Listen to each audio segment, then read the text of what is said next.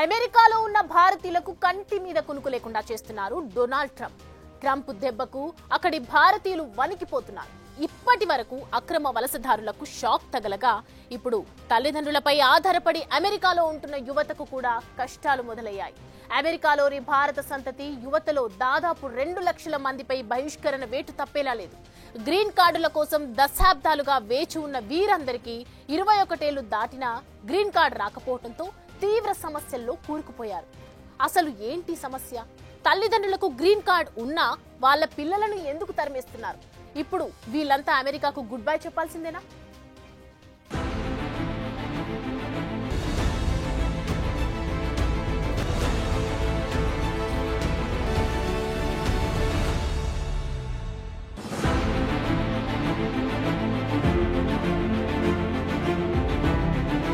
ఏ ముహూర్తాన Donald Trump అమెరికాకు 2వ దఫా ప్రెసిడెంట్ అయ్యారు.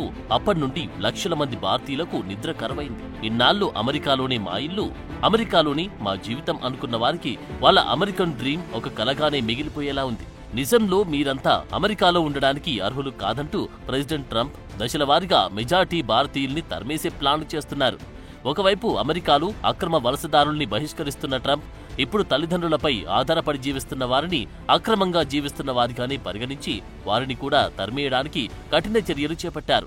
H-1B వీసాదారులైన తల్లిదండ్రులపై ఆధారపడి మైనర్లుగా అమెరికాకు వలస వెళ్లిన కొందరికి ఇప్పుడు 21 ఏళ్లు నిండబోతున్నాయి. అయితే వీళ్లంతా ఇప్పుడు మేజర్లయ్యారని, వాళ్లు తల్లిదండ్రులపై ఆధారపడవలసిన అవసరం లేదని, వారికి పౌరసత్వం లేదు గనుక దేశం విడిచి వెళ్లిపోవాలని అంటున్నారు. H-4 వీసాదారులైన వీళ్లను ఇకపై NRI తల్లిదండ్రులపై ఆధారపడిన వారిగా పరిగణించలేమని చెబుతున్నారు. అయితే ఇప్పటి వరకు ఉన్న అమెరికా విధానంలో ఏజింగ్ తర్వాత అంటే మైనార్టీ దాటి 21 ఏళ్లు వచ్చిన తర్వాత పౌరసత్వం కోసం కొత్త వీసా హోదాను ఎంచుకోవడానికి వారికి 2 సంవత్సరాల సమయం ఉండేది. కానీ ఇటీవలి ట్రంప్ వచ్చిన తర్వాత మార్చిన కొత్త ఇమిగ్రేషన్ నియమాల వల్ల కోర్టు కేసుల్లో ఈ నిబంధనను తొలగించే అవకాశం ఉండడంతో వీళ్లలో ఆందోళన పెరిగింది.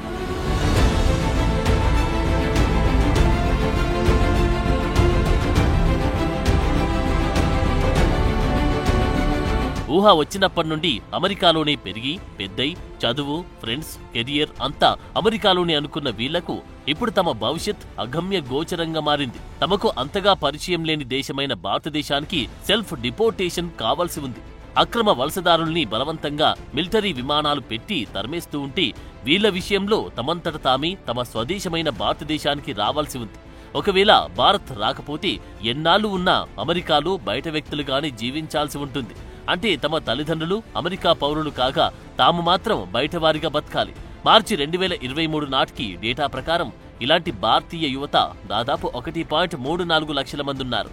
వీరంతా వారి కుటుంబాలు గ్రీన్ కార్డులు పొందే ముందు వారు డిపెండెంట్ వీసా హోదా నుండి అనర్హులుగా మారతారు. అంటే 21 ఏళ్లు దాటినా ఇలాంటి వారు తమ తల్లిదండ్రులను వదిలి భారతదేశం వచ్చి బతకాల్సిందే. Deferred action for childhood arrival DSCA కింద కొత్త దరఖాస్తుదారులకు వర్కింగ్ వీసా నిరోధించే విధంగా ఇటీవల టెక్సాస్ లో కోర్టు ఇచ్చిన తీర్పుతో మరింత గందరగోళం ఏర్పడింది. DSCA ప్రకారం 21 ఏళ్లు నిండిన తర్వాత వారి తల్లిదండ్రులపై ఆధారపడిన డిపెండెంట్ వీసా రద్దవుతుంది. దీంతో వీళ్లు బహిష్కరణ ఎదుర్కోవాల్సి ఉంటుంది.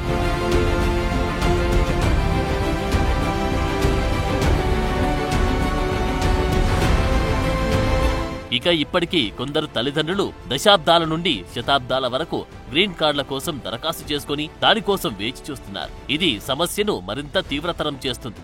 అటు తల్లిదండ్రులు ఇటు వారి డిపెండెంట్ కూడా ఏం చేయాలో తెలియక గందరగోళంలో ఉన్నారు. 2-3 ఏళ్ల వయసు నుండి అమెరికాలో నివసిస్తున్న వ్యక్తికి తన డిపెండెంట్ వీసా ముగిస్తే తన విద్యను కొనసాగించడానికి వీసాను F-1 విద్యార్థి వీసాగా మార్చుకోవడానికి అర్హత ఉంటుంది. అయినప్పటికీ ఈ ప్రక్రియ సవాళ్లతో కూడుకున్నది. దీనివల్ల చిన్నప్పటి నుండి తల్లిదండ్రులతో అక్కడే నివసిస్తున్న వారు ఇకపై అంతర్జాతీయ విద్యార్థిగా పరిగణించబడతారు. దీనితో అమెరికా ప్రభుత్వం ఇచ్చే ట్యూషన్ ఫీజులు, ఫెడరల్ ఆర్థిక సాయం, స్కాలర్షిప్లకు వీళ్లు అనర్హులుగా మారతారు. అంతేకాకుండా ఇలాంటి వారి కుటుంబాలపై ఈ పరిస్థితి భారీ ఆర్థిక భారాన్ని మోపుతుంది. ఇప్పటికే ఇలాంటి వారిలో చాలా మంది అమెరికాలోని అధిక జీవన వ్యయంతో ఇబ్బంది పడుతున్నారు. వీళ్ళిప్పుడు ట్యూషన్ చెల్లించలేరు. అలాగే తమను తాము పోషించుకోవడానికి క్యాంపస్ బయట పనిచేయలేరు కూడా. ఎందుకంటే ట్రంప్ తాజా విధానాలు విద్యార్థులకు పనిచేసే వెసులుబాటును తొలగించాయి. సో ఇలాంటి యువత తాము చేయని తప్పుకు శిక్ష అనుభవించాల్సి ఉంటుంది. ఈ పరిస్థితుల్లో పౌరసత్వమున్న యువత కాలేజ్ ఫీజు సుమారు 8 లక్షలు చెల్లిస్తూ ఉంటే వీళ్లు ఏకంగా 39 లక్షల వరకు ఫీజు చెల్లించాల్సి ఉంటుంది.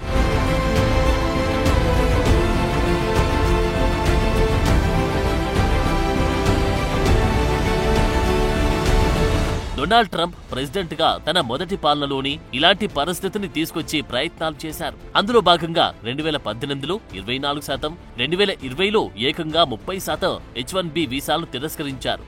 డెమోక్రాట్ల హయాంలో అది భారీగా తగ్గింది. కాస్త ఉదారంగానే వ్యవహరించారు.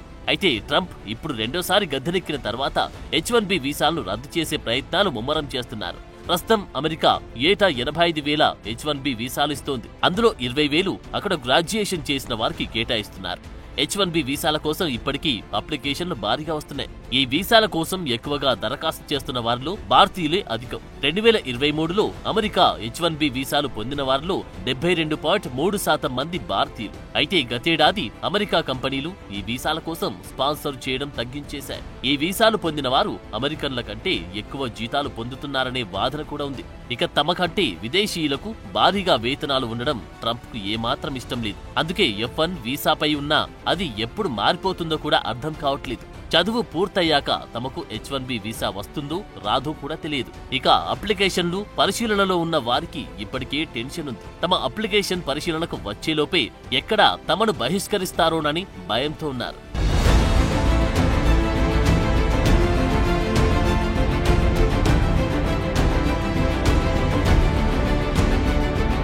ఇప్పుడు ఇలాంటి యువతలో కొందరు కెనడా లేదంటే యూకే వంటి ఇతర దేశాలకు వెళ్లాలని కూడా ఆలోచిస్తున్నారు. ఇక్కడ వలస విధానాలు అమెరికా అంతటి కఠినంగా లేవు. అందుకే ఇలాంటి సవాలు ఎదుర్కొంటున్న యువతను తమ తల్లిదండ్రులు కూడా ఇతర దేశాలకు పంపించడానికి ప్రయత్నిస్తున్నారు. ఇక తమ తల్లిదండ్రులు రిటైర్మెంట్ తర్వాత తిరిగి భారతదేశానికి వెళ్లాలని యోచిస్తున్నారు. కాబట్టి ఈ యువత తమ చదువు తర్వాత అమెరికాలో ఉండలేరు. అలాగని ఇండియాకు తిరిగి వెళ్లినా అది వారికి మరొక విదేశంలా అనిపిస్తుంది అనడంలో సందేహం లేదు. ఈ పరిస్థితిని వాళ్ళు ఊహించుకోలేకపోతున్నారు. చిన్నప్పుడే ఇండియాను వదిలి వెళ్లిన వీళ్లు చాలా ఏళ్ల తర్వాత మళ్లీ ఇక్కడికి వచ్చి కొత్తగా జీవితం ప్రారంభించాల్సి ఉంటుంది.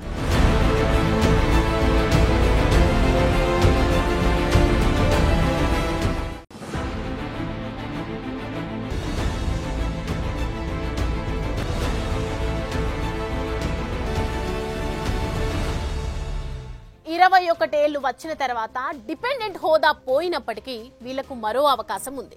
మరో 2 ఏళ్లు అమెరికాలో వర్కింగ్ వీసాపై పని చేసుకుని ఈలోపు H1B సంపాదించుకోవాలి. అయితే ఇక్కడే పెద్ద చిక్కొచ్చింది. ట్రంప్ ప్రభుత్వం తీసుకున్న విధానాల్లో ఎప్పుడు ఎలాంటి మార్పులు జరుగుతాయో తెలియక జుట్టు పీక్కుంటున్నారు డాక్యుమెంట్ డ్రీమర్లు. పోనీ కంపెనీలైనా వీళ్ల బాధలు పట్టించుకుంటాయా అంటే అవి కూడా యథారాజా తథా ప్రజ అన్నట్లు ట్రంప్ తరహా విధానాలతో అయోమయానికి గురి చేస్తున్నాయి.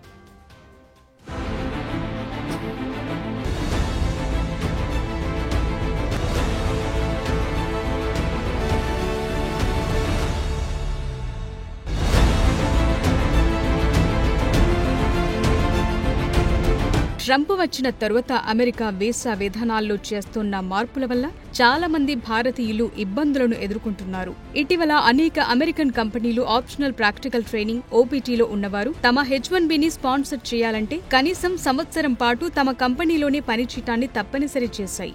దీనివల్ల ఈ మార్చిలో H1B వీసా లాటరీలో పాల్గొనాలని ఆశించిన చాలా మందికి చుక్కెదురయ్యింది.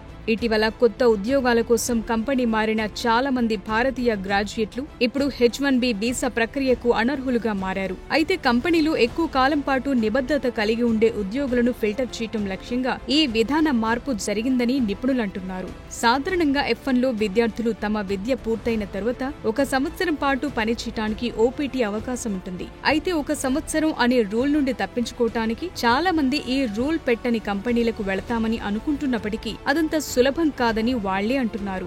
OPT నియమం లేని కంపెనీలోకి మారితే మార్చి లాటరీకి అర్హత ఉంటుందని తెలిసినప్పటికీ ప్రస్తుతమున్న పరిస్థితుల్లో కొత్త ఉద్యోగం దొరకటమే కష్టంగా మారింది. అందుకే national founder for American policy నిర్వహించిన ఒక అధ్యయనం ప్రకారం ప్రస్తుతం 12 లక్షల మంది EB1, EB2, EB3 కేటగిరీలో గ్రీన్ కార్డుల కోసం ఎదురు చూస్తున్నారు.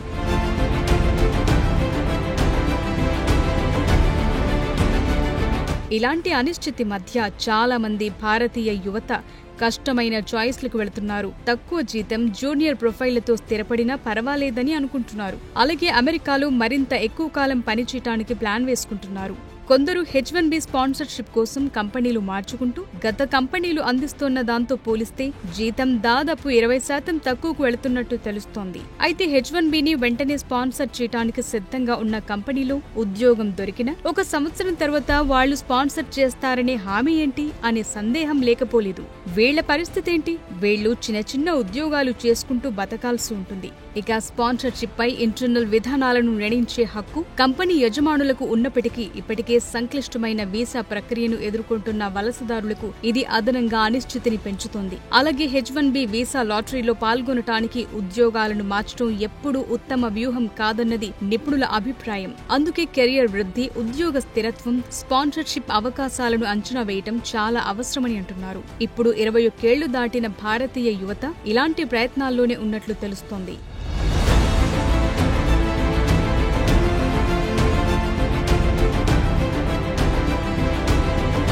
అమెరికాలో పెరిగి చదువుకున్న యువత ఇలా దేశం నుంచి బయటకు వెళ్లాల్సిన పరిస్థితిపై గతంలోనూ ఆందోళన వ్యక్తమైంది. ఈ డాక్యుమెంటెడ్ డ్రీమర్స్ సమస్యలను పరిష్కరించడానికి అమెరికాలో గత బైడెన్ ప్రభుత్వం ఎన్నో ప్రయత్నాలు చేసింది. బైడెన్ పాలనలో ద్విపక్షపాత బిల్లు, అమెరికాస్ చిల్డ్రన్ బిల్తో సహా వివిధ బిల్లులు ప్రవేశపెట్టారు. కానీ ఇందులో ఏ బిల్లు కూడా కార్యరూపం దాల్చలేదు. ఉదాహరణకు అమెరికాస్ చిల్డ్రన్స్ బిల్ డాక్యుమెంట్ చేసిన డ్రీమర్లకు శాశ్వత నివాసానికి మార్గం సడలించింది. వీళ్లంతా అమెరికాలో 10 ఏళ్ల పాటు చట్టపరమైన హోదాను కలిగి ఉన్నారు. ఉన్నత విద్యా సంస్థ నుంచి పట్టభద్రులు కూడా అయ్యారు. కొందరి విశ్లేషకుల అభిప్రాయాల ప్రకారం మార్చి 2023 నాటికి భారత్ నుంచి ఉపాధి ఆధారిత గ్రీన్ కార్డ్ బ్యాక్లాగ్ అంటే EB2, EB3 స్కిల్డ్ కేటగిరీ కింద ఉన్నవారి సంఖ్య 10.7 లక్షలకు చేరుకుంది. దాదాపు 1.34 లక్షల మంది పిల్లలు గ్రీన్ కార్డు పొందకముందే వయసు దాటిపోతున్నారని అంచనాలున్నాయి. వీరిలో బ్యాక్లాగ్ లో భారతీయులే అధికంగా ఉన్నారు. ప్రస్తుతం డాక్యుమెంటెడ్ డ్రీమర్స్ కు సంబంధించిన డేటా కూడా స్పష్టంగా అందుబాటులో లేదు. వారి అస్థిర సామాజిక పరిస్థితి వల్ల నమోదు కాని వలసదారులు తమను తాము గుర్తించడానికి వెనకాడుతున్నారు. అంతేగాక గణాంకాలను అంచనా వేయటం, తీర్మానాలు చేసే ప్రక్రియ సుదీర్ఘమైంది, అలాగే గజిబిజిగా ఉంటుంది. ఏది ఏవైనప్పటికీ చిన్న వయసులోనే అమెరికాకు తీసుకురాబడినప్పటికీ చాలా మంది పత్రాలు లేని విద్యార్థులకు DSCA హోదా లేదు. ఎక్కువ మంది 10 సంవత్సరాల కంటే ముందు లేదా 10 నుంచి 16 సంవత్సరాల మధ్య వయసులో అమెరికాకొచ్చారు. వీళ్లందరికీ DSCA హోదా పొందటానికి అడ్డంకులు లేకపోలేదు. వ్యక్తులు 2007కి ముందు అమెరికా వచ్చి ఉండాలి. ఈ కట్ ఆఫ్ తేదీ తర్వాత తీసుకొచ్చిన కొంతమంది అర్హత కలిగిన విద్యార్థులను మినహాయిస్తే భారీ స్థాయిలో ఏజింగ్ అవుట్ బాధితులు కనిపిస్తున్నారు. మరి వీళ్ల భవిష్యత్ ఏంటన్నది వేచి చూడాలి.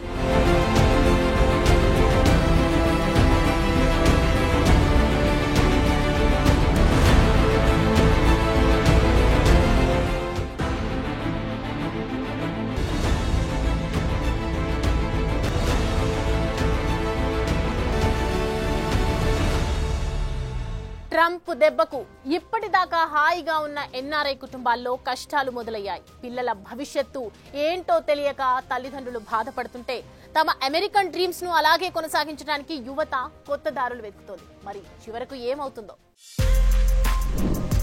For more videos like this, subscribe Big TV channel.